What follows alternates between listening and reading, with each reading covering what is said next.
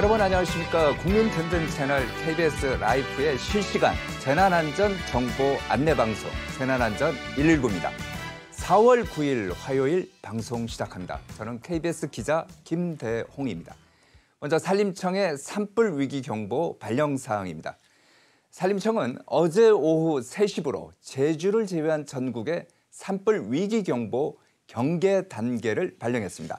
휴일인 지난 7일 하루에만 전국에 14건의 산불이 발생했는데요. 이에 따라 산림청이 산불 위기 경보를 심각 단계 다음으로 높은 경계 단계를 발령했습니다. 산불 시 대처 요령 다시 한번 말씀드립니다. 산불의 원인 가운데 가장 많은 건 입산자 실수로 전체의 30%가 넘습니다. 이 때문에 산속에서의 흡연, 소각, 취사 등의 행동은 금물입니다. 특히 낙엽 등이 바짝 말라있는 요즘 더욱 주의가 필요합니다. 산불을 발견하면 즉시 119로 신고합니다. 또 TV나 라디오, 스마트폰을 통해 불이 민가 쪽으로 번지지 않는지 최신 정보를 수시로 확인합니다. 만약 산속에 있을 때 산불이 났다면 초기에 작은 불은 나뭇가지를 사용해 두드리거나 젖은 천을 덮어서 끌 수가 있습니다. 불길에 휩싸였다면 이미 타버린 지역이나 수풀이 적은 곳, 도로나 바위 등 뒤로 피하는 게 좋습니다. 대피할 여유가 없을 땐 낙엽이나 나뭇가지 등 탈 것을 치우거나 연료가 될 수 있는 것이 적은 곳을 골라서 엎드려서 불길을 피해야 합니다. 현재 위치에서 가장 가까운 대피소를 미리 확인해 두는 것도 중요합니다. 대피할 때 주변에 대피하지 않은 이웃들에게 위험을 알리는 것도 중요합니다. 산불은 바람이 불어가는 방향으로 확산되기 때문에 대피할 땐 바람을 등지고 좌우로 또 산불이 난 곳보다 낮은 곳으로 가야 합니다. 대피할 땐 젖은 수건으로 입과 코를 가려서 연기를 마시지 않도록 해야 합니다. 자, 날씨입니다. 네, 오늘 전국 대부분 바람이 강하고 건조하겠습니다. 늦은 오후에는 전라북도에 비 소식도 예보돼 있는데 자세한 소식 KBS 기상캐스터가 전해드립니다. 네, 현재 영남 해안을 중심으로 강풍주의보가 내려져 있고 일부 수도권과 강원 영서, 청주에는 건조주의보가 발효 중입니다. 오늘 전국의 대기가 건조한 데다 오후에는 바람이 강하게 불겠습니다. 제주를 제외한 전국에 산불 국가위기경보 경계 단계가 내려졌습니다. 산불이 나지 않도록 불씨 관리를 잘 해야겠습니다. 오늘은 미세먼지 걱정 없이 봄 기운을 만끽하기 좋겠습니다. 현재 서울 여의도 국회 앞에는 보시는 것처럼 꽃비가 내리고 있습니다. 바람이 강하게 불고 있어서 바닥에는 꽃잎들이 가득 쌓여 있습니다. 선거일이 하루 앞으로 다가왔습니다. 내일 선거하는데 날씨로 인한 큰 불편은 없겠습니다. 뚜렷한 비 소식 없이 구름만 다소 끼겠고 서울의 낮 기온 19도로 평년보다 따뜻하겠습니다. 다만 아침 저녁으로는 쌀쌀한 만큼 체온 조절을 잘 해야겠습니다. 오늘 서울의 낮 기온은 20도, 전주 22도, 대구는 18도가 예상됩니다. 지금까지 날씨 전해드렸습니다. 네, 감사합니다. 다음은 국립해양조사원이 전해드리는 해양 예보로 바다 상황 자세히 알아봅니다. 국립해양조사원에서 전해드리는 CCTV입니다. 어제보다 해왕이 잔뜩 거칠어졌습니다. 서해안을 제외한 대부분 해역에 풍랑특보가 발효 중입니다. 경상권은 강풍주의보도 내려져 강풍을 동반한 높은 물결이 예상됩니다. 특보가 발효 중인 해역은 파고 높고 바람도 초속 10m를 넘기겠습니다. 특히 동해안은 물결 3m로 가장 높게 일겠고 부산은 바람이 초속 18m로 태풍급 강풍이 불겠습니다. 특보 내려진 해역 위주로 CCTV 보시죠. 해운대 해물 CCTV 보시면 맑은 하늘 아래 수평선이 아주 뚜렷하게 보이네요. 물결 2.2m에 바람은 초속 18m가 되겠습니다. 바람을 마주하고 걷기 힘든 세기이니 해상활동은 자제하시는 게 좋겠습니다. 포항 해물 CCTV 보시죠. 카메라가 바람에 떨어지는 건 아닐지 걱정되네요. 포항도 부산과 마찬가지로 해왕이 거칠겠습니다. 파고 2.6m, 바람은 초속 15m 세기를 보이겠습니다. 묵호 조이관측소입니다. 온화한 하늘의 표정과는 달리 바다는 심술이 났네요. 화면으로 체감하기 힘들지만 오늘 묵호의 바다도 거칠겠습니다. 물결 2.9m까지 높게 일겠습니다. 조석정보입니다. 오전 9시 이후 제주의 고조는 오전 11시경에 262cm가 되겠고요. 오후 5시 30분경에 2cm의 저조가 나타나겠습니다. 이때 조차는 260cm가 되겠습니다. 저녁 8시 20분경부터 마산을 시작으로 성산포에 침수주의 내려졌습니다. 해안가 저지대는 역류 및 침수에 피해 없도록 주의하시기 바랍니다. 성모소대에서 조류정보 보시면요. 오전 9시 10분경 서남서 방향 3.1노트 세기로 최강유속이 나타납니다. 이후 유속이 점점 느려지다가 오후 1시 17분에 물의 흐름이 바뀌는 전류가 나타나겠습니다. 항행통보 정보입니다. 남해안 광양항 인근 해역에 낙포 석단보도 유지 존설공사와 관련해 수로 측량 현장 조사가 실시될 예정입니다. 조사 기간은 4월 5일부터 12일까지 진행될 예정입니다. 발주처는 여수 광양항만공사이며 시행처는 주식회사 아이오테크입니다. 항해 및 조업 선박은 항해에 참고하시기 바랍니다. 지금까지 CCTV였습니다. 네, 감사합니다. 이번에는 전국 15,000곳을 연결한 저희 재난감시 CCTV 영상으로 이 시각 주요 장소 몇 곳을 살펴보겠습니다. 먼저 서울 서초구 반포 한강공원입니다. 도심 속 휴식과 놀이 공간인데요. 해마다 이맘때면 벚꽃과 노란 유채꽃이 이제 만개해서 화사함을 더합니다.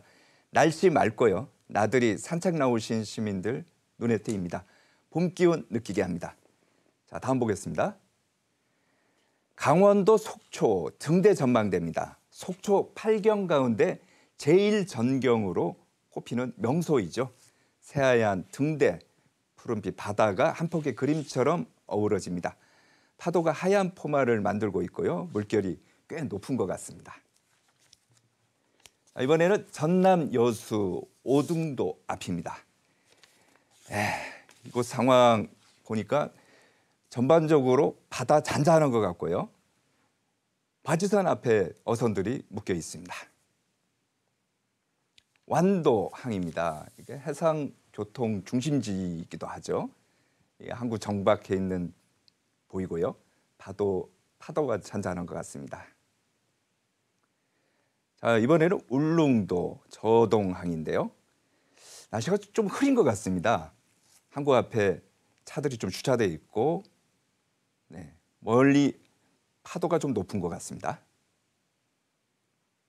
이번에는 설악산입니다. 요즘 등산하시는 분들 이제 많으신데 설악산 날씨는 어떨까요? 하늘에 구름이 조금 끼어 있고요. 완연한 봄 기운을 느끼게 합니다. 맑은 날씨입니다. 자, 마지막입니다. 부산 수역 민낙항 앞인데요. 이 CCTV가 흔들릴 정도로 이제 바람이 거셉니다. 멀리 고층 빌딩 아파트들이 보이고요. 나들이 산책 나오신 주민들도 좀 눈에 띄는 것 같습니다. 오늘 전국 대부분 지역 건조하고요. 바람도 강하게 분다고 합니다. 특히 수도권 일부 지역 그리고 청주 지역에는 건조특보가 내려져 있어서 화재에 각별히 주의하시기 바랍니다. 지금까지 재난안전 CCTV로 본 전국의 주요 지역 날씨였습니다. 자, 그럼 이번에는 교통 상황 알아보겠습니다. 이 시각 전국의 고속도로 상황 어떤지 또 사고 난 곳은 없는지 보시겠습니다. 한국도로공사 연결합니다. 전해주시죠. 고속도로의 작업장 사고가 가장 많이 발생하는 달이 언젠지 아시나요? 바로 지금과 같은 4월입니다. 오늘 역시 화면을 통해 보고 계시듯 고속도로 곳곳에 작업으로 일부 차로가 차단된 구간이 많은데요. 작업 구간 안내 표지가 보인다면 시속 60km 이하로 감속은 물론 미리 차로 변경해서 안전하게 이동해 주시기 바랍니다. 현재 고속도로 상황 대체로 무난한 흐름 이어가고 있습니다. 다만 평소 같은 시간대와는 달리 100번 고속도로 경기 북부의 정체가 눈에 띄고 있는데요. 일산에서 구리 쪽으로 다행히 사고 처리 작업은 끝났지만 노고산 터널 부근 1시간 넘게 사고 처리했던 여파로 여전히 지나기가 버겁습니다. 300번 대전 남부선은 서대전 방향 구봉터널 내부에 고장차가 있었습니다. 다행히 처리 작업 끝나면서 여기 통과하기는 괜찮아지고 있는 것으로 보이고요.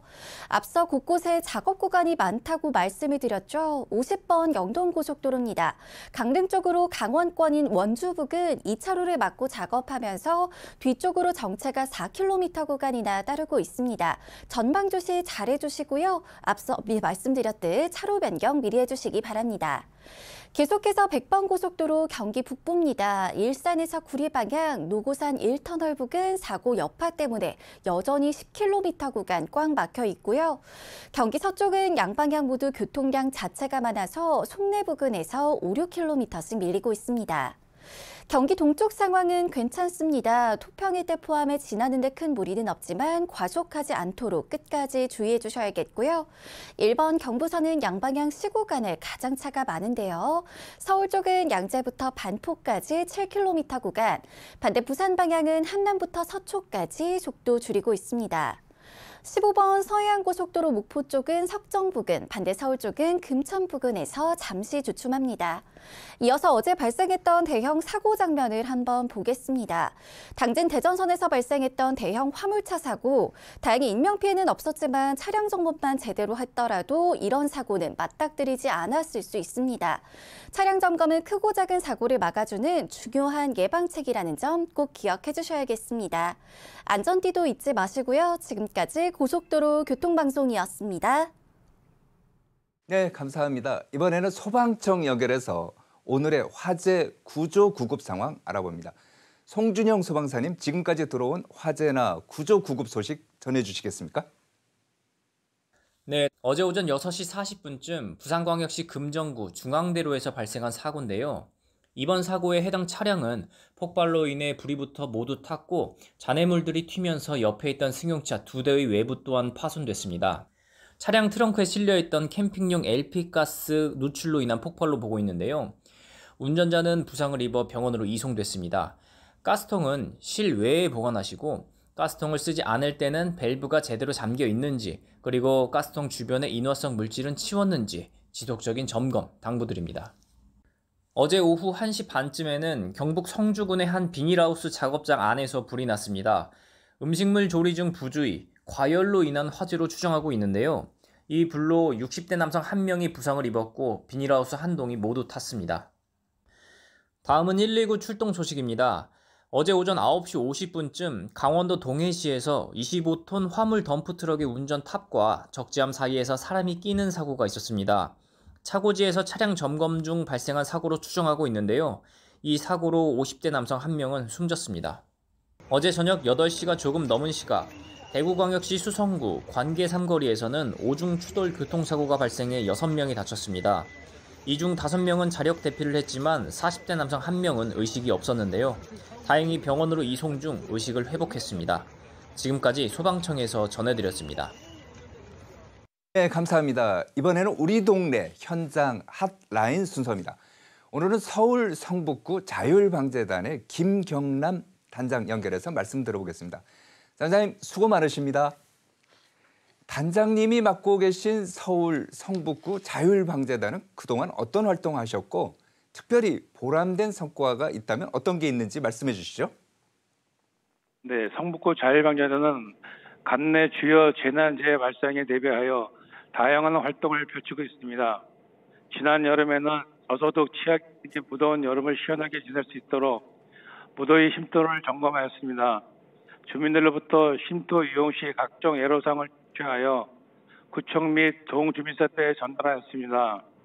자율방재단들의 재난재해 대비 역량 강화를 위해 시구에서 주최하는 각종 훈련 및 교육에 적극적으로 참여하고 있습니다. 작년에 서울시와 성북구 안전항공훈련에 각각 참가하여 건물 화재, 산불 등이 발생했을 경우 자율방재의 역할에 대해 훈련하였습니다. 우리 성북구는 성북천, 정릉천 등 관내 하천이 4개나 흐르고 있어서 풍수에 취약한 편입니다. 이에 따라 2020년 서울시 최초로 하천 순찰단을 조직하여 주민의 안전을 위해 산책로 진입 통제 및 안전 점검 등을 선제적으로 실시했습니다. 주민들의 안전을 위해 활동할 수 있음에 항상 보람을 느끼고 있습니다. 뿐만 아니라 성북구 자율방재단은 자발적인 성금 모금을 통해 각종 재난재해로 피해를 입은 이재민들을 위해 기부하기도 했는데요. 트리키에 시리아 강진, 성북구 관내 집중호우 및 한파 취약 가구를 위해 총 700여만 원의 성금을 모아 성북구청에 전달하였습니다. 네, 이제 수고가 참 많으신데 그동안 성과도 높으시고요. 기억에 남는 활동 가운데 가장 어려웠던 일이 있다면 어떤 게 있을까요? 네, 매년 하는 일이지만 집중호우에 대비하여 빗물바지 덮개를 청소하는 일이 가장 어려운 것 같습니다. 빗물바지를 청소하기 위해서 자주 허리와 다리를 굽혔다 폈다 하다 보니 팥을 달고 사는 단원도 많이 있는데요. 내 가족과 이웃의 안전을 위한다는 마음으로 청소하는 순간만큼은 아픔을 잊고 열심히 활동하고 있습니다. 작년에는 여름철 무더위 생수나는 공연을 했는데요. 산책하시는 주민들이 많은 지역에 냉장고를 두고 생수를 나눠드리는 것입니다. 원칙은 1인 1병인데 더 달라고 하시는 분들이 많아 관리가 쉽지 않을 것 같습니다. 네, 아주 이제 노고가 크신 것 같습니다. 요즘은 주로 어떤 활동 하시는지, 오늘은 또 어떤 활동 하셨습니까? 최근에는 해변기 안전점검에 집중하고 있습니다. 성북군 지역 특성상 구릉지가 많고 가옥들도 오래되어서 더욱 세심한 관리 감독이 필요한 상황입니다. 오래된 가옥과 오르막길이 많은 정릉동 일대와 재개발 재건축 등가 질비한 장경 일대에서 예찰 활동을 하고 특기상을 기록하여 구청과 주민센터에 전달하였습니다. 또한 야간에는 묻지마 범죄에 대비하여 정기적으로 범죄 취약 지역을 순찰하고 있습니다. 네, 이렇게 자발적으로 봉사를 하는 게 참 쉬운 일이 아닐 텐데 특히 자치단체, 성북구한테 특별히 하고 싶은 말씀이 있다면 이 자리에서 좀 말씀해 주시죠. 네, 지금도 이순로 성북점장님을 비롯한 재난 관련 부서 직원들로부터 많은 도움과 협력을 받고 있습니다만 한 가지 부탁을 드리자면 자율방제 내 재재난 대비 역량 강화를 위하여 교육 및 훈련 기회를 더욱 확대해 주셨으면 좋겠습니다. 네, 그럼 마지막으로 성북구 주민들에게 특별히 당부하고 싶은 말씀이 있다면 어떤 게 있을까요? 네, 공무원, 경찰과 협력하여 진행한 사업들도 준비 중에 있는데요. 첫 번째는 동행 파트너입니다. 65세 이상 또는 장애인 가구 중 반지하 주택 거주자를 선정하여 침수 피해가 예상될 때 신속히 상황을 전파하고 대피를 돕는 등의 활동입니다. 협력 활동 두 번째는 지하차도 침수재해 예방 활동입니다. 성북구 관내 10개 지하차도에 대하여 합동 점검을 통해 이상 징후가 발견되면 즉시 신고하고 임시 통제를 실시할 계획입니다. 유비무환이라는 말이 있습니다. 미리 준비가 되어 있으면 걱정할 것이 없다는 뜻인데요. 성북구 지역 자율방재단은 재해재난으로부터 안전한 성북을 지키기 위해 항시 철저히 준비하고 노력하겠습니다. 주민 여러분께서도 일상에서 위험하다 싶은 상황이 발생되면 그 즉시 신고하는 마음을 가져주시면 좋겠습니다. 네, 감사합니다. 여기까지 듣도록 하겠습니다. 지금까지 서울 성북구 김경남 자율방재단장이었습니다. 네, 주요 안전 안내 문자 보시겠습니다. 경북 포항시에서 오늘 오전 9시 1분에 발송한 문자입니다.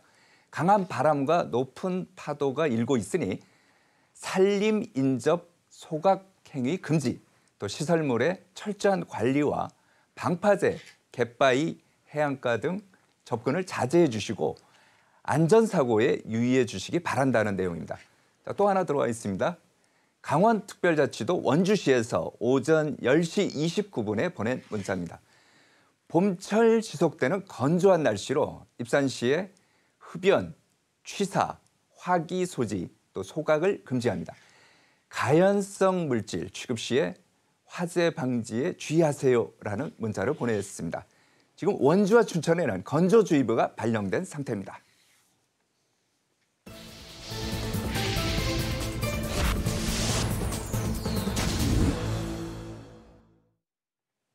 자, 이번에는 기획 영상입니다. 야외 활동이 늘어나는 계절이죠. 이럴 때 주의해야 할 안전사고 어떤 게 있는지 영상 함께 보시겠습니다. 따뜻한 봄 날씨에 등산을 하러 온 최고산 학생. 보자. 좋아. 물도 있고 토코바도 챙겼고.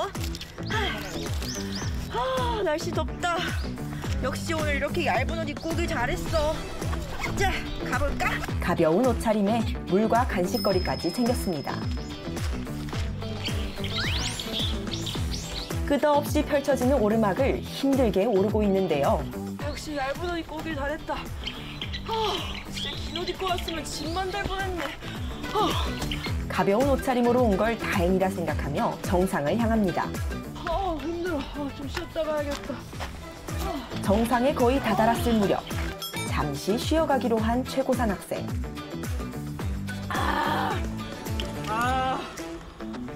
가야겠다. 잠시만 쉬려 했는데 깜빡 잠이 들고 말았습니다. 이거 얼마나 잤던 거지? 근데 왜 이렇게 몸이 춥지? 잠에서 깬 최고산 학생. 그런데 갑자기 쓰러지고 말았습니다.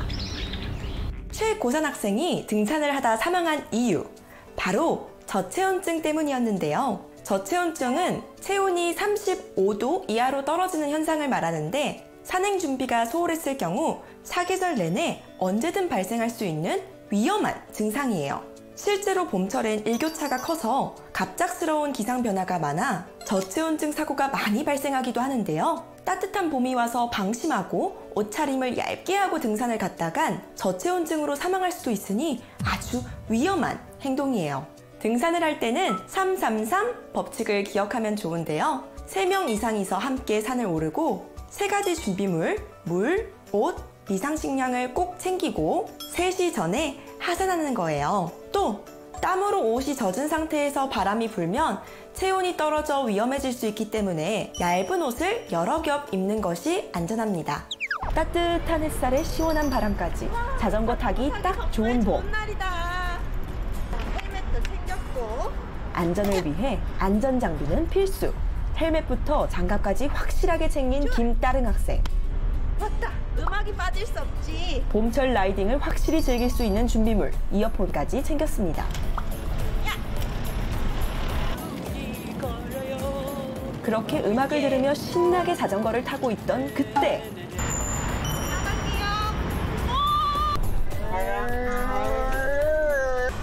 안전장비까지 확실히 갖췄지만 김따릉 학생이 크게 다친 이유는 무엇이었을까요? 아마 많은 분들이 예상했겠죠? 네, 바로 이어폰 때문이었는데요. 아무리 안전장비를 잘 갖추고 확실하게 준비를 했다 하더라도 자전거를 탈 때 이어폰을 꽂고 노래를 들으면서 탄다든지 스마트폰을 보는 행동은 아주 위험해요. 자전거를 타기 전 자전거 브레이크의 작동 유무를 확인하고 김따릉 학생처럼 안전모를 쓰고 안전장비를 갖추어야 해요. 야간에 자전거를 탈 때는 어둠 속에서도 쉽게 알아볼 수 있도록 전조등과 후미등 같은 조명 장치를 준비하고 빛을 반사하는 야광 제품을 장착 후 이용해야 해요. 특히 앞사람과의 경쟁 등으로 과속하지 않도록 주의하고 차량이나 다른 자전거들과의 안전거리를 유지하는 것이 아주 중요합니다. 야, 너 마스크 벗어 그냥. 이렇게 날씨도 좋은데. 오늘 미세먼지 되게 매우 나쁨이야. 상관없어요, 벗어. 날씨가 이렇게 좋은데 뭐가 미세먼지야. 그런가? 모처럼 친구와의 나들이에 신이 난 김켈리 학생. 미세먼지 예보는 나쁨이었지만 맑은 하늘에 마스크를 벗고 행복한 시간을 보내고 있었습니다. 너무 예쁘다. 야, 여기 서봐봐. 여기 인생샷 나오겠다. 내가 사진 찍어줄게. 그래. 게? 아, 잠깐만. 마스크 벗고 찍는 게 인생샷 나올 것 같은데? 아, 진짜? 그래. 인생샷을 남기기 위해서 다양한 포즈를 취하는 김켈리 학생. 그렇게 신나는 나들이를 마치고 돌아가는 길. 갑자기 심한 기침을 하는 김켈리 학생. 너 왜 그래? 목도 너무 아프고 숨도 잘 안 쉬어져. 괜찮아? 켈리야! 과연 그녀가 쓰러진 이유는? 바로 미세먼지와 꽃가루로 인한 알레르기 때문이었는데요. 미세먼지 등급이 매우 나쁨 수준인 농도일 때 성인 남성이 1시간가량 야외 활동을 하는 것은 작은 방에 갇혀 담배 연기를 84분간 마신 것과 동일한 수준이라고 해요. 때문에 미세먼지가 나쁨 수준 이상일 때는 반드시 KF80, 94 등이 표기되어 있는 보건용 마스크를 착용해야 해요. 오늘은 위기 탈출 야외 활동으로 안전정보를 전해드렸는데요. 이 밖에도 날씨가 따뜻해지면서 식중독의 위험이 있어 조심해야 하고요. 야외에서 운동이나 스포츠를 즐길 때에는 충분한 준비 운동과 휴식을 취하면서 하는 것이 중요하다는 것 꼭 기억해 주세요. 네, 실시간 재난안전정보 안내방송 재난안전 119 안전토크 시간입니다. 오늘은 우리나라 소나무의 심각한 피해를 유발하는 소나무 재선충병에 대해서 알아보도록 하겠습니다. 국립산림과학원의 한혜림 산림병해충 연구과장님 함께 얘기를 나눠보겠습니다. 어서 오십시오. 네, 안녕하십니까. 소나무 재선충, 언론에서도 보면 많이 얘기를 하는데 이게 어떤 생물입니까? 네, 아마 많은 분들께서 그 동물 기생 선충에 대해서는 많이 들어보셨을 거라고 그렇죠. 생각합니다. 네. 예, 회충이나 유충들이 바로 대표적인 그 동물 기생 선충인데 식물에도 바로 이와 유사한 식물 기생 선충이 있습니다. 이 소나무 재선충 같은 경우에는 소나무에 주로 기생하면서 이제 소나무를 급속하게 말라 죽게 하는 그런 선충의 한 종이라고 할 수 있겠는데요. 영상에서 그 보시는 바와 같이 실제로 보여주십니까? 네네네. 저건가요? 예, 맞습니다. 지금 모양이 실처럼 가늘게 생겼고요. 네. 살아있는 거죠, 지금? 예, 살아있는 선충이고 저희가 이제 현미경으로 촬영을 해서 확대를 한 모습입니다. 네. 그래서 길이가 그런데 아주 작아서 완전히 다 자라도 1mm 정도밖에 되지가 않습니다. 그렇지만 이 선충이 완전하게 다 자라게 되면 이제 암컷과 수컷으로 구별이 되고요. 양성생식을 이제 하기 때문에 암컷은 산란 알을 낳아서 이제 후대를 이제 생산하는 그런 형식을 하고 있는데요. 그 암컷이 산란한 그 알이 이제 부화를 하게 되면 완전히 또 다 자라는 데까지는 불과 3일에서 5일 정도밖에 3일에서 5일. 예, 걸리지 않습니다. 아주 빠르죠. 그래서 가령 암수 한 쌍이 있다고 했을 때 한 20일 정도만 지나면 그 밀도가 개체수가 20만 마리까지 증가할 수 있을 정도로 굉장히 빠른 그 증식 속도를 가지고 있는 선충입니다. 또 뿐만 아니라 또 이 소나무 재선충이 생태계에서 잘 적응할 수 있는 그런 이제 몇 가지 특성이 있는데요. 네. 그 첫 번째는 소나무 재선충이 살아있는 나무 안에서는 식물의 세포를 양분 삼아서 번식을 할 수가 있고요. 이 나무가 재선충 감염 때문에 이제 죽게 되면은 고사된다는 거죠. 고사가 되면 그 죽은 나무에서는 더 이상 이제 식물의 이제 세포를 먹이원으로 할 수가 없는 상태인데 이때는 곰팡이가 다시 이제 번식을 하게 됩니다. 나무 속에서. 그러면 그 곰팡이들 중에 이제 먹이원으로 할 수 있는 이제 그 곰팡이를 양분 삼아서 다시 증식을 할 수가 있어서 죽은 나무에서도 오랫동안 생존할 수 있는 이제 그런 특별한 능력을 가지고 있습니다. 그리고 또 마지막으로는 일부 선충들만 가지고 있는 하나의 특성이라고 이제 할 수가 있겠는데 선충은 그 열악한 환경 조건, 예를 들면 온도가 적합하지 않거나 또 수분이 부족하거나 또 산소가 부족한 경우 이런 경우에 휴면이라는 그 생체 리듬을 스스로 이제 그 전환해서 생존할 수 있는 그런 독특한 기작을 가지고 있는데요. 소나무 재선충도 주로 나무 속에서 서식을 하고 있지만 또 그 다른 기주로 옮겨갈 때는 또 곤충의 몸을 이제 통해서 이동을 하기도 합니다. 그래서 곤충의 몸을 통해서 이동하는 그 기간 동안에는 곤충 몸 속에서 그 휴면 유충이라고 하는 그 독특한 그런 단계로 전환할 수가 있어서 여러 가지로 생존에 유리한 그런 특성들이 있습니다. 자, 이 생존력도 굉장히 아주 강하고 보기만 해도 아까 그 실처럼 보였습니다만은 징그럽고 그런데 이거 언제부터 우리나라에 이게 들어와 갖고 되고 또 피해 규모는 어느 정도 됩니까? 이게? 네, 이 이제 소나무 재선충 병은 원래 우리나라에 있던 병은 아니고요. 발원지는 북미 지역으로 알려져 있습니다. 북미요? 예, 캐나다와 이제 미국을 포함한 북미 지역인데 사실 그 지역에서는 대부분 소나무들이 저항성을 가지고 있어서 그 피해 사례가 크지는 않습니다. 그런데 국내에 이제 유입되기 전에 사실 이 소나무 재선충병이 일본에서 먼저 발생을 하였는데 일본에서 이제 서식하는 대부분의 소나무 수종들은 굉장히 병에 잘 걸리는 수종이어서 피해가 크게 이제 문제가 됐었습니다.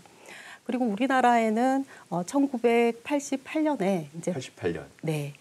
올림픽이 있었던 해죠. 예, 부산의 동래구에서 처음 그 금정산에서 처음 그 발생을 확인을 하였고요. 그때 당시에 그 역학조사 결과를 보면 아마 그 민간인이 그 일본에서 일본산 원숭이를 이제 수입하는 과정에서 목재 케이지가 있었는데 그 아마 그 목재 케이지가 제선충 감염목으로 이제 만들어져서 그런 과정에서 국내에는 이제 유입된 것으로 그렇게 추정을 하고 있습니다. 그래서 1988년부터 지금까지 약 35년이 좀 이제 넘은 기간인데 지금까지 피해목 수는 1,500만 그루 정도가 피해 규모가요? 네, 1,500만 그루 정도가 되고 있고요. 그 기간 동안에 그 소나무 제선충병 피해는 사실 좀 늘었다 줄었다를 좀 반복하는 표를 보면 연도별 양상입니다. 발생 상황인데 예. 그 보면은 2013년도, 14년도에는 굉장히 높은 것 같아요.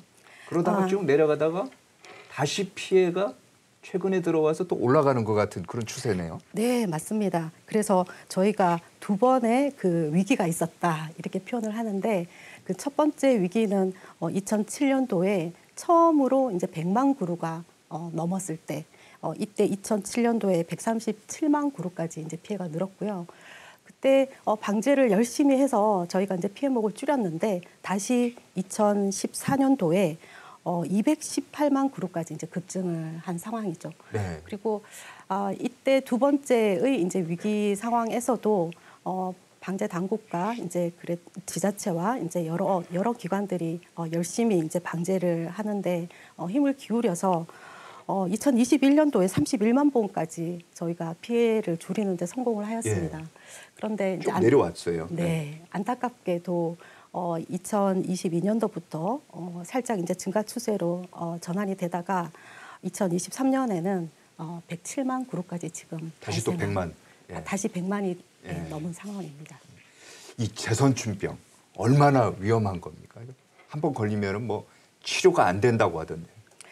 네, 맞습니다. 이 소나무 제선충병이 그 정말 저희가 위험하다라고 하는 그 이유 중에 하나는 일단 감염이 되면 회복이 되지 않고 그 나무가 고사돼서 아주 그것도 단시간에 급격하게 이제 고사돼서 말라 죽게 되는 그런 병이기 때문에 저희가 위험하다고 이제 말씀을 드리는 거고요.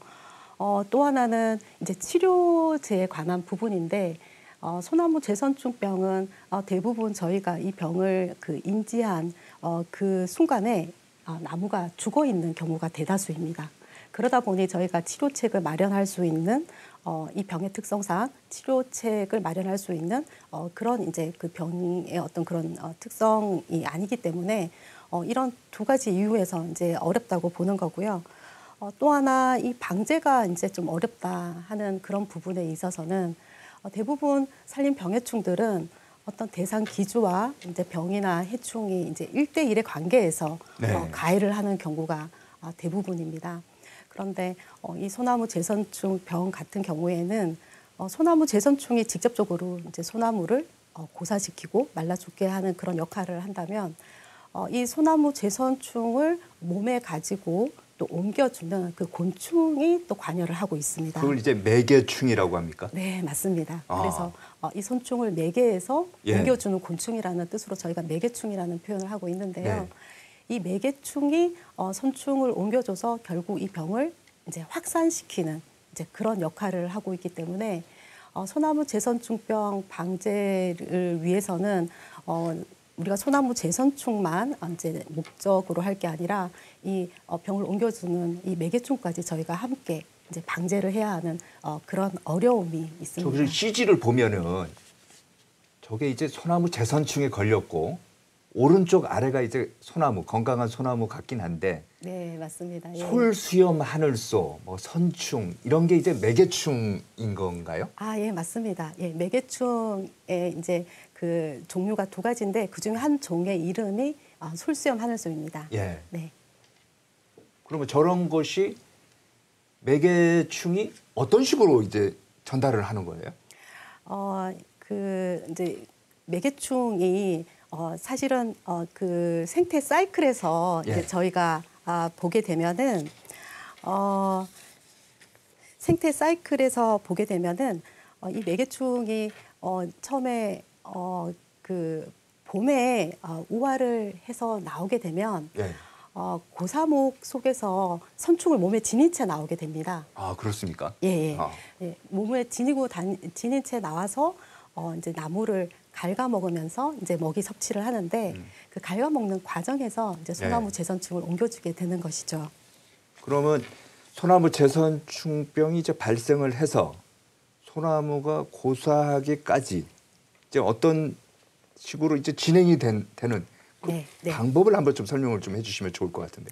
네, 계절적으로 이제 그런 이제 그 사이클들을 한번 보게 되면은 봄에 그 매개충이 우화를 합니다. 우화라는 것은 이제 번데기에서 어른 이제 그 벌레요, 어른 그 성충이 되는 그 과정을 우화라고 하게 되는데 우화에서 이 매개충이 이제 나오게 되면 몸속에 선충을 가지고 건강한 나무로 이동해서 조금 전에 말씀드렸듯이 이제 그 가지를 갉아먹게 됩니다. 갉아먹어. 예, 갉아먹게 되는데 이 갉아먹는 과정에서 이제 상처가 생기고 그 상처를 통해서 곤충 몸속에 있던 선충이 다시 나무 속으로 이동해서 이제 저게 들어가는. 지금 병환 사이클이라는 게. 네, 맞습니다. 저걸 좀 저 건강한 소나무에서부터 시작해서 이렇게 쭉쭉쭉 이렇게 한 바퀴 돌면은. 네, 한 사이클이 완성이 이제 되는 이제 그런 모양이고요. 네. 여름철에 보시면은 이제 어린 가지라고 해서 그렇죠. 제일 위쪽이네요. 예, 이제 저희가 신초라고 하는데 그 부분이 이제 조직이 연하기 때문에 매개충이 선호하는 이제 그런 먹이 부위가 되겠습니다. 그래서 가해를 하게 되면 선충이 나무 속으로 이제 급속도로 확산이 되고 그 안에서 밀도가 증가하게 되면서 나무가 고사하게 되는 거죠. 네. 그러면 이 고사된 나무는 이 매개충 입장에서는 그 서식처가 되는 것입니다. 죽은 나무에 이제 알을 낳는 습성이 있기 때문에 그래서 매개충이 그 나무에 알을 낳고 그 알이 그 죽은 나무 안에서 이제 애벌레가 되고 애벌레가 성장해서 이제 번데기에서 이제 성충 이제 이런 사이클이 완성이 되면서 다시 죽은 나무에서 매개충이 우화에서 나올 때 선충을 가진 채로 확산을 하기 때문에 이 사이클이 계속해서 매년 반복된다고 보시면 되겠습니다. 저 표를 보니까 이제 좀 알기 쉽게 이제 설명이 잘 되는 것 같은데요. 자, 그러면 원인은 이제 알았어요. 그럼 정부도 이제 방제 대책을 좀 세워야 될 텐데 어떤 대책이 있습니까? 네, 이 소나무 재선충병이 감염된 나무는 일단 저희가 치료책이 없고 그렇다면 피해가 발생했을 때 최대한 그 피해 감염목, 피해를 받은 그 나무를 그 빨리 찾아서 조기에 찾아서 적기에 방제를 하는 이제 이러한 원칙을 기본으로 하고 있습니다. 왜냐하면 이제 이 피해 고사목 안에는 이제 소나무 재선충과 이제 매개충이 함께 들어있는 이제 그 시기가 있는데 그 시기 때 제대로 방제를 하게 되면 이 매개충이 다시 나와서 이제 확산할 수 있는 그 확산의 연결 고리를 이제 차단을 할 수가 있겠죠. 조기에 발견하는 게 중요하다 말씀이시네요. 그래서 이제 조기에 발견하기 위해서는 그만큼 철저하게 또 이제 예찰 활동을 해야 되는 거고요. 그 예찰 활동에서 이제 노랑목이 없고 그 제때에 빨리 찾을 수 있어야만 일단 그 가능하고 그 이후에는 바로 이제 방제를 최대한 빨리 하는 것이 지금 자, 그러면 현장에서 피해 고사목을 이렇게 찾았어요. 네네. 그러면 이 피해 고사목을 어떤 식으로 제거하거나 방제하는 방법 이런 건 없나요? 그게 이제 거기에서 다시 또 퍼지는 거 아닙니까? 네, 맞습니다. 네. 그래서 방제를 이제 잘 할 수 있는 이제 그런 기술들이 이제 필요한데요. 크게 피해 고사목을 방제하는 방법에는 세 가지가 있습니다. 세 가지요? 대표적으로 세 가지가 있습니다. 훈증하는 방법, 그다음에 파쇄하는 방법, 이제 소각하는 방법, 이제 이렇게 세 가지가 있는데 훈증은 이제 약재를 훈증제라는 그 약재를 저희가 사용을 합니다. 그래서 그 피해 고사목을 벌채를 한 다음에 이 약을 처리를 하고 이제 밀봉을 하게 되면 아마 이제 간혹 산에서 보셨을 수도 있는데 훈증덤이라고 해서 저희가 이제 그 방제를 처리를 한 이제 그런 산물들이 있고요. 이 약재 처리를 하게 되면 그 고사목 속에 있는 매개충과 선충을 동시에 살충을 할 수가 있습니다. 그렇게 하는 이제 방제 방법이고, 다만 저희가 이제 약재를 쓰기 때문에 민가나 생활권에서는 이제 사용을 지향을 하고 있는 그런 방제법이라고 할 수 있겠습니다. 그다음에 소각에 대해서 말씀을 드리면, 소각은 말 그대로 이제 저희가 이제 불에 태우는 이제 방법이죠. 그렇죠. 굉장히 이제 저렴하고 또 깔끔한 방법이기는 한데, 요즘 그 철과 이제 저희가 이제 마찬가지로 산불을 이제 조심하는 그런 철에는 이제 유의를 해야 되고요. 주로 이 소각을 하는 산물들은 저희가 목재로서 그 활용할 이제 계획이 없는 나무들, 좀 불량한 이제 그런 나무들은 저희가 소각으로 처리를 하고 있고, 또 산불 우려를 위해서 이렇게 방제를 하는 장소에는 반드시 이제 진화 차량을 이제 대기하고 그렇게 실시를 하고 있습니다. 마지막으로 이제 하는 이 파쇄. 파쇄는 저희가 목재 파쇄기라고 하는 그 장비가 있습니다. 이 장비를 이용을 해서 그 벌채목을 최소한 두께가 1.5cm 이하로 아주 작게 이제 잘게 부수어서 방제를 하는 방법인데요. 파쇄 산물로 이제 나오는 이 목재 칩은 다양하게 활용을 하기 때문에 현장에서도 많이 활용되는 그런 방법입니다. 이 외에도 이제 피해 고사목을 땅에 묻어서 매몰하는 방법, 또 그물망을 설치해서 매개충이 이제 그 탈출하지 못하도록 물리적으로 처리하는 이런 방법들도 상황에 따라서는 선택해서 쓰고 있습니다. 재선충에 걸린 고사목 같은 경우는 지금 말씀하신 세 가지 방법으로 이렇게 그 없애고 이제 방제를 하는데, 건강한 소나무 또 이제 보호해야 될 거 아니에요? 네, 맞습니다. 이건 어떤 식으로 방제를 합니까? 네, 피해 고사목을 처리하는 것만큼 저희가 건강한 소나무를 지키는 그런 노력도 필요한데요. 대표적으로 이 나무들을 재선충 병으로부터 예방할 수 있는 방법은 예방 나무 주사라는 방법이 있습니다. 이 방법은 그 이제 약재, 나무 주사 약재를 겨울철에 이제 주입을 해서 예방을 하는 그런 방법을 이제 하고 있는데, 그 약재의 성분은 살선충제입니다. 이제 다시 말씀드려서 선충이 나무 속으로 들어오게 되면 그 선충을 이제 죽게 하는 이제 그런 이제 효과를 가지고 있고요. 최근에는 이 이제 선충뿐만 아니라 매개충 방제에도 좀 도움이 될 수 있는 그런 나무 주사 약재 개발에 대해서 이제 관심을 가지게 돼서 합재라고 해서 살선충제에 살충제를 혼합해서 이제 사용해서 피해 현장에서 쓰고 있는 이제 그런 방법이 있습니다. 네. 이 이제 약재는 종류에 따라서 저희가 약효 지속 기간은 다양하게 지금 선발이 되어 있고요. 그래서 2년부터 이제 6년까지, 길게는 6년까지 이렇게 길게 약효가 있는 이제 그런 나무 주사 약재들을 골라서 쓸 수가 있습니다. 그래서 직접적으로 이렇게 예방하는 방법이 있고, 또 매개충이 활동하는 이제 봄과 여름철에는 이 매개충 밀도를 조절하는 방법으로 이제 간접적으로 저희가 예방을 할 수도 있습니다. 이때에는 저희가 공중에 약재를 이제 살포하는 방식인데, 드론을 이용하거나 아니면은 그 방제 차량을 이용해서 약재 살포를 하게 되면 그 매개충의 밀도를 저희가 봄과 여름철에 줄일 수 있는 이제 그런 방법이고요.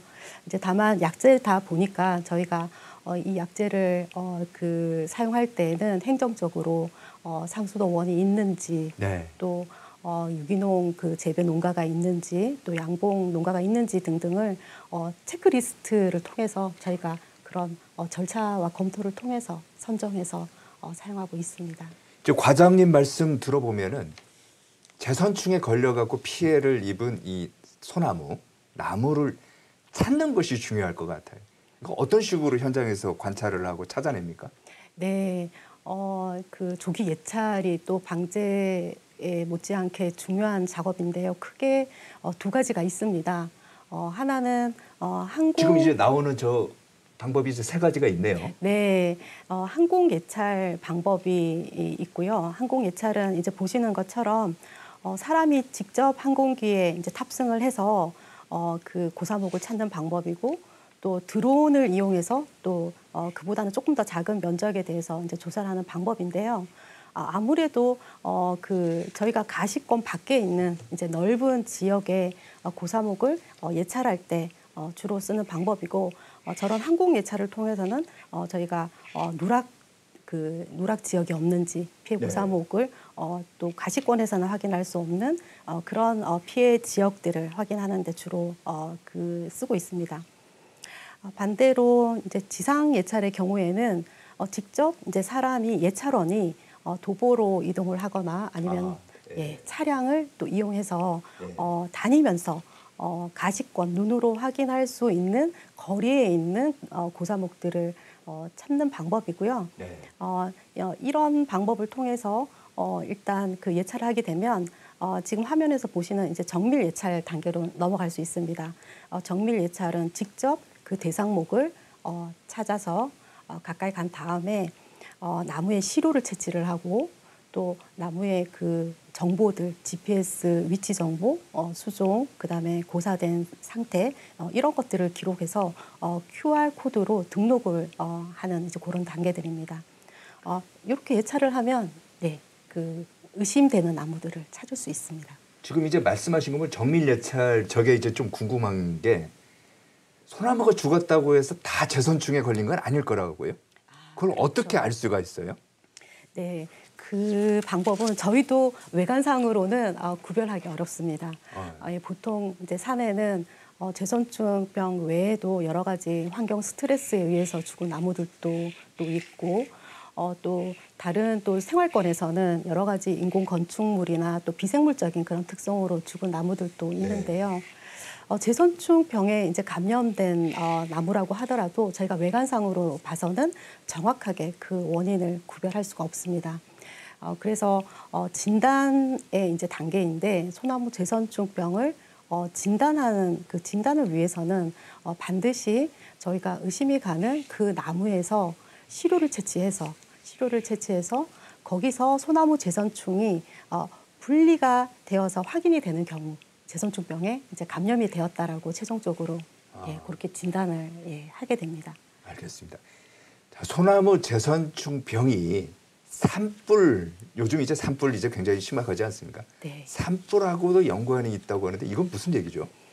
네, 그 이제 매개충의 습성이 고사된 나무에 이제 산란을 하는 그런 특징이 있다고 이제 앞서 말씀을 드렸는데 산불 피해로 인한 이 열애목들, 그 고사목들이 바로 매개충들이 아주 좋아하는 산란처가 됩니다.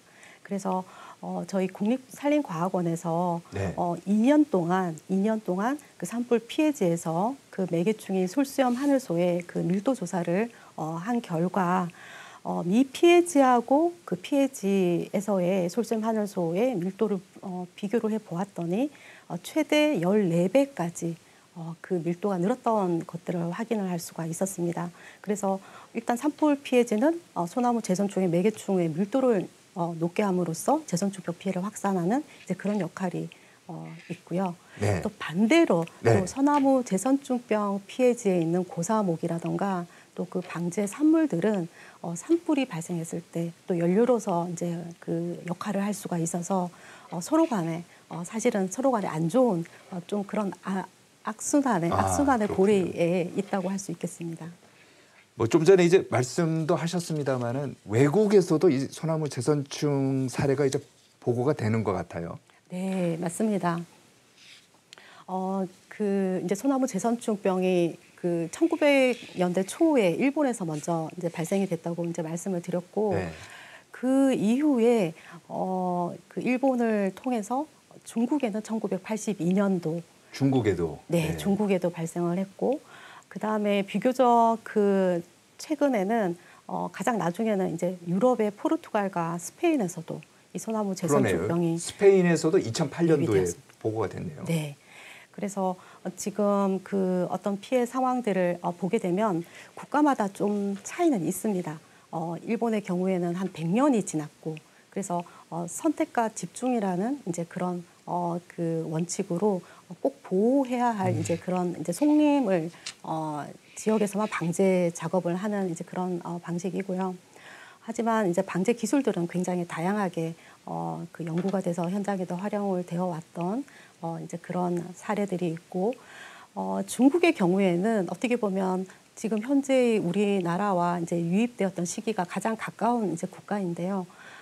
지금까지 그 이제 피해의 그 양을 최근에 보고에 의하면은 전체 소나무의 한 3%가 소나무 재선충 병으로 인해서 손실이 있었다고 합니다.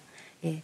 그리고 현재도 계속 지금 확산세에 있는 이제 상황이고 또 방제 기술은 그렇게 다양하게 쓰고 있지는 않은 것 같습니다. 파쇄 위주의 이제 그런 방제를 하고 있고 보호해야 되는 지역에서는 이제 항공 방제와 나무 주사를 이제 활용해서 쓰고 있는 그런 상황이고요. 포르투갈 경우에는 좀 안타깝기는 한데 1999년에 이제 발생한 이후에 채 10년이 되지 않아서 전국으로 확산이 된 것이 확인이 되어서 실제로 그 박멸에 대한 실패 선언을 2008년도에 하였고 지금도 지속적으로 이제 확산이 되고 있는 추세이기는 하지만 방제는 상당히 소극적으로 하고 있는 페로몬 트랩을 이용한 이제 매개충 방제라던가 일부 파쇄 정도를 하고 있는 이제 그런 상황으로 알려져 있습니다. 유일하게 좀 성공적인 이 소나무 재선충병 방제를 하고 있는 국가가 바로 이제 스페인이라고 할 수가 있고요. 스페인의 이제 경우에는 2008년도에 국경 지역에서 그 확인이 되었지만 추가적으로 6개 지역이나 더 발생을 했습니다. 하지만 그 지역에서 발생을 했을 때 반경 500m에서 최대 3km까지 과감하게 이제 이 벌채를 함으로써 내륙으로의 추가적인 확산이 지금까지도 없는 상황이고 이러한 굉장히 정밀한 예찰 이제 시스템과 이제 과감한 이런 이제 방제 전략이 하나의 성공적인 그런 전략이라고 할 수 있을 것 같습니다. 알겠습니다. 이제 오늘 진짜 말씀을 잘하시네요. 플로리다 출신이라서 뭐 또 그러신 것 같긴 한데, 자 시청자 분께 당부하고 싶은 게 있다면 어떤 게 있을까요? 네, 저희가 이제 방제 현장에서 이제 여러 가지 연구 업무와 이제 그 다양한 그 현장 상황들을 많이 접하고 있는데요.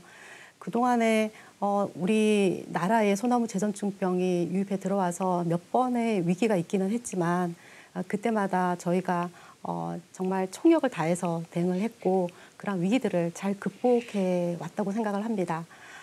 그런데 지금까지 총 발생한 그 고사목 수를 보면은 한 1,500만 본 정도가 되고 그리고 현재 우리나라에 있는 그 16억 그루의 그 소나무에서 비율로 이제 보면 1%가 채 되지 않는 숫자이기는 하지만 소나무가 가지고 있는 어떤 여러 가지 상징성이나 또 경제적 가치나 공익적 가치들을 생각을 하면 굉장히 안타까운 일입니다. 그래서 그 남아있는 지금 이 소나무들을 소나무 재선충 병으로부터 저희가 지키기 위해서는 이 방제에 대한 많은 이제 노력이 이어져야 된다고 생각을 하고요. 국민 여러분들께서 관심과 많은 격려를 주셔서 그 용기를 주셨으면 좋겠습니다. 네, 그래서 아울러서 또 의심이 이제 가는 그런 나무가 있을 때는 1588-3249 번호로 신고해 주셔서 방제가 조기에 될 수 있도록 그런 협조를 부탁드리겠습니다. 네, 알겠습니다. 오늘은 여기까지 듣도록 하겠습니다. 지금까지 국립산림과학원 한혜림 산림병해충 연구과장과 함께 말씀 나눴습니다. 감사합니다. 네, 감사합니다. 네, 한국도로공사 연결해서 이 시각 교통 상황 다시 알아보겠습니다. 전해주시죠. 지나는 차들이 많은 곳은 그렇지 않은 곳보다 사고가 발생할 가능성이 더 높죠. 1번 경부선 부산 방향은 1시 13분경 자주 밀리는 수원신갈 부근에서 승용차 관련한 사고가 발생했습니다. 차량 한 대는 뒤집어지기까지 하면서 정체도 잇따르고 있는데요. 사고는 언제 어디에서나 발생할 수 있는 만큼 항상 전방조시 잘하면서 이동해 주셔야겠습니다. 현재 수도권 주요 노선 상황 1시간 전과 크게 다르지 않습니다. 그래도 1번 경부선은 양방향 시구간에서 이동하실 때는 여유를 조금 두시는 게 좋겠고요. 153번 평택시흥선 시흥 방향은 송산마도를 조금 지난 지점부터 부분적으로 속도가 떨어지기 시작했습니다. 작업 구간도 많아서 주의가 필요합니다. 45번 중부 내륙선 양평 쪽으로는 충주 분기점일 때 이동 작업하면서 10km 구간 어렵습니다. 작업 차량을 놓치지 않도록 전방 주시 꼼꼼히 해주셔야겠고요. 반대 창원 방향으로는 김천 분기점 부근 통과가 어려운 상황인데요. 여기도 전방 2차로가 작업으로 막혀있기 때문에 차로 변경 미리 해주시는 게 좋겠습니다. 50번 영동고속도로입니다. 강릉 쪽으로는 여전히 원주 부근 2차로가 이렇게 작업으로 막혀 있습니다. 뒤쪽으로 2km 구간 안에서 짧은 구간이지만 속도가 많이 떨어져 있습니다. 비상등 활용 잊지 마시고요. 15번 서해안고속도로 이용해 목포 쪽으로 이동을 하시더라도 해미나들목 부근 통과하실 때는 주의 운전이 필요합니다. 반대 서울 방향으로는 쭉 수월하게 통과하다가 일찍과 금천 사이로 밀리는데 금천 부근 갓길에 돌발 상황이 있으니까 주의하셔야겠고요. 100번 고속도로 경기 북부의 경우는 일산에서 구리 쪽 노고산 1터널 부근 사고 여파 때문에 주춤합니다. 경기 서쪽 일산에서 판교 방향은 계양부터 송내까지 6km 구간 답답하고요. 경기 동쪽은 구리 방향으로 강일 부근에서 속도가 내려가기 시작했습니다. 일교차가 큰 요즘 같은 시기 내부가 공기로 가득한 타이어는 쉽게 수축과 팽창을 반복합니다. 그런 만큼 공기압을 비롯한 타이어 상태는 수시로 확인해 주시는 게 좋은데요. 점검을 소홀히 할 경우 이런 대형 사고로 이어지는 건 정말 순식간입니다. 주행하기 전후로 타이어 점검 꼭 잊지 마시기 바랍니다. 안전띠도 잘 매주시고요. 고속도로 교통방송이었습니다. 네, 감사합니다. 재난안전 119 오늘 순서는 여기까지입니다. 내일은 선거일이고요. 저희는 모레 돌아오겠습니다. 감사합니다.